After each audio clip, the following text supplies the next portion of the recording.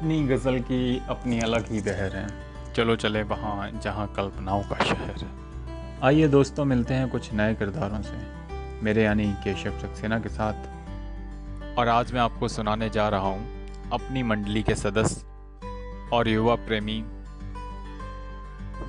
संजीव जिंदल उर्फ साइकिल बाबा की लिखी कहानी बांसुरी। बांसुरी। सुबह 5 बजे हरिद्वार स्टेशन पर नंदा देवी एक्सप्रेस गाड़ी 1 घंटा देरी से आकर रुकी है और फर्स्ट क्लास एसी डिब्बे में एक फरंगी महिला जिसकी उम्र 35 साल थी लेकिन देखने में 40-45 लग रही थी उतरती है। ट्रेन से उतरकर जैसी वे फरंगी महिला स्टेशन से बाहर निकली तो टैक्सी वाले सभी madam hotel, Patanjali madam, Premashram और इस तरह अलग अलग तरह के लोग मैडम को घेर लेते हैं। वह फरंगी महिला जैसे तैसे एक टैक्सी करके उसमें जाकर बैठ जाती है और ड्राइवर से कहती है, चलो चौपटा। चौपटा गोपेश्वर एवं उखी मठ रोड से लगभग 40 किलोमीटर 2900 मीटर की ऊंचाई पर स्थित है।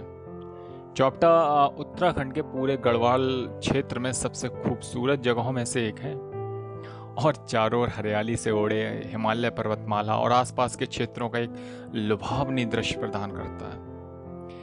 ऋषिकेश क्रॉस करने के बाद मैडम ने पूछा, ड्राइवर क्या नाम है तुम्हारा? ड्राइवर ने बताया, जी निशंक रावत। उस फरंगी महिला ने ड्राइवर से कहा, निशंक सीधा रुद्रप्रयाग रोकना, वहीं कुछ खाएंगे फिर आगे चलेंगे। ड्राइवर, हाँ जी मैडम। रुद्रप्रयाग कुछ देर आराम करने के बाद दोनों आगे चल दिए। जैसे ही उखी मठ से कार चौपटा के रास्ते पर चली तो दूर से बांसुरी की आवाज़ सुनाई थी। बांसुरी की आवाज़ सुनकर मैडम ने ड्राइवर से पूछा, निशंक इतनी दर्द भरी बांसुरी, इतना मातम बांसुरी में कौन बजा रहा है ये बांसुरी? निशंक, मैडम मोहन है, चौपटा का रहने वाला मोहन। बहुत दर्द भरी कहानी है इसकी। मोहन कभी यहाँ का बहुत ही मस्त मौला चरवाहा हुआ करता था। 10 साल पहले तक बहुत ही मस्ती भरी बांसुरी बजाता था मोहन। यहाँ भेड़ बकरियाँ गाय ही नहीं, चौपटा की पूरी बादियाँ मोहन की बांसुरी की धुन सुनकर नाच उठती थी। और हर साल उखी मठ से केदारनाथ जी की डोली भी मोहन की बांसुरी पर नाचती हुई केदारनाथ पहुंचती थी। बुरा मत मानना मैडम। फिर एक फरंगी महिला जिसका नाम लिसा था, स्पेन से चौपटा घूमने आई। लिसा मोहन की बांसुरी पर मंत्रमुग्ध हो गई। लिसा 1 महीना चौपटा रुकी और मोहन ने उसे पूरा चौपटा घुमाया। इस 1 महीने के दरमियान लिसा मोहन से प्यार कर बैठी और उसकी दीवानगी इस हद तक थी कि वो मोहन के प्यार में पागल सी हो गई और वह उसे हर हाल में अपने साथ स्पेन लेकर जाना चाहती थी। लेकिन हमारा बेचारा मोहन चौपटा की वादियाँ, भेड़ बकरियाँ, गाय, केदारनाथ जी और तुंगनाथ जी को छोड़ने को तैयार नहीं हुआ। और जब मोहन स्पेन जाने को तैयार नहीं हुआ तो लिसा गुस्से में पागल हो गई और उसने वह मोहन को बर्बाद करने की ठान ली। और स्पेन वापस जाते जाते लिसा ने हमारे बेचारे मोहन पर छेड़छाड़ का झूठा आरोप लगा दिया। मैडम, लिसा तो स्पेन चली गई, लेकिन जहाँ के अखबार वालों ने मोहन के बारे में खूब उल्टा सीधा लिखा और मीडिया में उलझने पर हमारी सरकार भी बिना किसी तथ्यों के मोहन को गिरफ्तार कर लिया। लेकिन केदारनाथ जी की मेहरबानी से मोहन 1 महीने बाद जेल से छूट जाए। मैडम, उस घटना के बाद मोहन की बांसुरी की मधुर तान ही कहीं विलुप्त हो गई और उसकी मीठी तान गम और मायूसी में बदल गई। बस तब से ही मोहन दर्द भरी और ये मातमी बांसुरी ही बजा रहा है। ड्राइवर निशंक ने अपनी बात जैसे ही ख़त्म की कि उस फरंगी महिला को अब बांसुरी की आवाज़ बिल्कुल पास से सुनाई देने लगी। तभी अचानक उस फरंगी महिला ने कहा, कार रोको निशंक, जल्दी। जैसे ही ड्राइवर निशंक ने कार रोकी, फरंगी मैडम ने तेजी से कार का दरवाज़ा खोला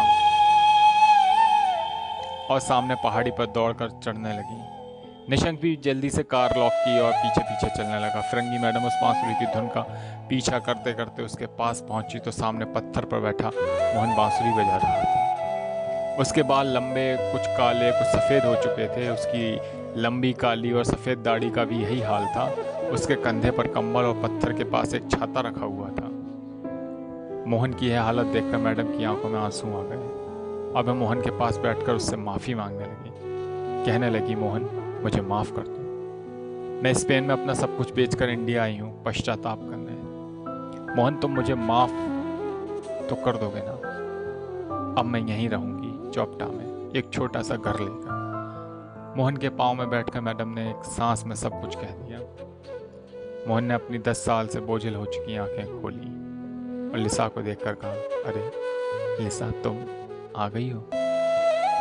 चलो अब मैं कलंक के साथ नहीं मरूंगा। केदारनाथ जी तो जानते ही थे कि मैंने कोई अपराध नहीं किया, पर अब बच्चा बच्चा जान जाएगा। उठो चलो, चौपटा में तुम्हारे लिए घर ढूंढते हैं। अगले साल केदारनाथ जी की डोली के आगे आगे लिसा नाचती हुई जा रही थी और मोहन फिर वही मस्ती भरी बांसुरी बजा रहा था। तो दोस्तों, ये थी संजीव जिंदल उर्फ साइकिल बाबा की लिखी कहानी। मित्रों, जल्द ही लौटूंगा एक नई कहानी को लेकर, कुछ और नए किरदारों की उलझन के साथ। मैं केशव अभी आपसे विदा लेता हूँ। दोस्तों, अगर आप मिलना चाहते हैं ऐसे ही कई नए किरदारों से जो कहीं ना कहीं जुड़े होते हैं हम सब की असल ज़िंदगी में, तो मेरे यानी केशव सक्सेना के साथ अभी सब्सक्राइब करें हमारे यूट्यूब चैनल कहानियों का शहर, एक मुलाकात कुछ जाने पहचाने किरदारों से। तब तक के लिए खुश रहिए, मस्त रहिए और सुनते रहिए कहानियों का शहर, एक मुलाकात कुछ जाने पहचाने किरदारों से। बहुत बहुत धन्यवाद।